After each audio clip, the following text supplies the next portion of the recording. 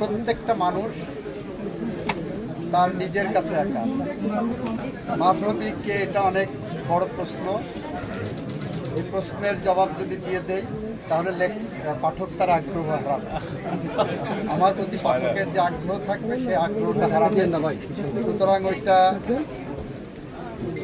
আমরা অপ্রকাশিতই রাখি। আমি লিখেছি যে প্রত্যেকটা মানুষ তার নিজের কাছে একা।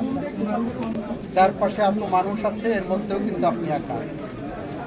আপনার মনের অনেক কথাই আপনি সবার সাথে বলতে পারেন, সেরকম একটি অবস্থাতে প্রকাশ করা হয়েছে মাধবীর কাছে।